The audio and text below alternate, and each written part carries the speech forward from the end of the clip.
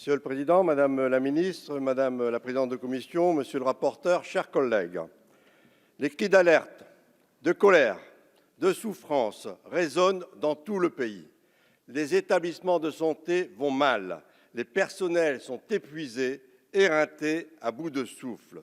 183 services d'urgence sont en grève et pour certains depuis plusieurs mois. Les urgences sont un miroir grossissant du dysfonctionnement du système de santé. L'été risque d'être catastrophique avec des pics caniculaires annoncés. Ce sont des moyens humains et matériels qui sont revendiqués par les syndicats et les personnels, mais également la valorisation des métiers et revalorisation des salaires. Voilà en quelques mots la réalité vécue au quotidien par un personnel professionnel qui tient encore debout, mais pour combien de temps? Vos réponses, Madame la Ministre, c'est de renvoyer à plus tard.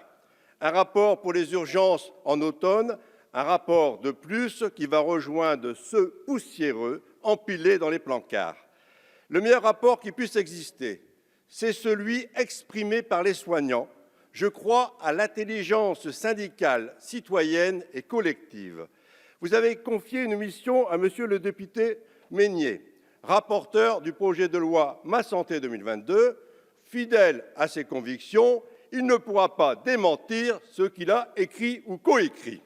Mission confiée également au professeur Carli, qui a déjà rendu des conclusions en 2013. Je cite un passage de ce rapport. Le problème de l'aval des urgences dépasse largement les difficultés exprimées par les urgentistes de trouver des lits. Ce n'est pas un problème d'organisation ou une défaillance des équipes médicales d'urgence. La saturation des urgences est avant tout un problème de l'établissement de santé. Elle est le plus souvent la conséquence et non la cause d'un défaut d'organisation de l'établissement. En 2013, il est écrit noir sur blanc que ce n'est pas un défaut d'organisation. En 2019, le projet de loi que vous présentez s'intitule « Organisation et transformation du système de santé, cherchez l'erreur ».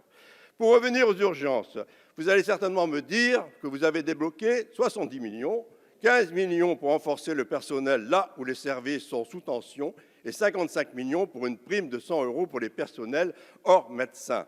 C'est véritablement une goutte d'eau dans l'océan quand on sait qu'aujourd'hui, sur les années 2018 et 2019, vous demandez aux établissements de santé de se serrer la ceinture à hauteur de 2,5 milliards, alors que la population de la France et l'espérance de vie continuent de progresser. Plus d'humains, plus de vies à soigner, mais moins d'argent de l'État. Pas besoin d'être mathématicien, les résultats sont donc connus d'avance. Cela ne peut pas fonctionner. Vous avez souvent répété, Madame la Ministre, que vous connaissez la situation. Le 12 janvier 2018 sur Europe 1, vous avez déclaré, je vous cite, « Stop à l'hôpital-entreprise, à la pression administrative et aux pressions budgétaires ». Vous avez raison. L'hôpital ne doit pas être géré comme une entreprise. Il faut redonner la priorité aux humains.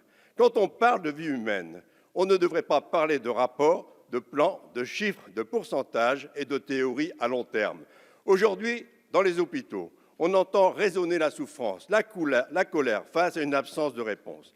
Ma santé 2019 et pas ma santé 2022. C'est tout de suite qu'il faut agir. Depuis plusieurs mois, les parlementaires communistes ont déposé une proposition de loi dont l'objectif est un moratoire pour que soient stoppées toutes les fermetures de services, de lits dans les hôpitaux. Alors, on vous propose de la sortir des tiroirs pour la mettre à l'ordre du jour de cette Assemblée. Vous l'avez bien compris, Madame la Ministre, et je l'ai répété assez souvent ces derniers temps dans les médias, on ne votera pas ce projet de loi.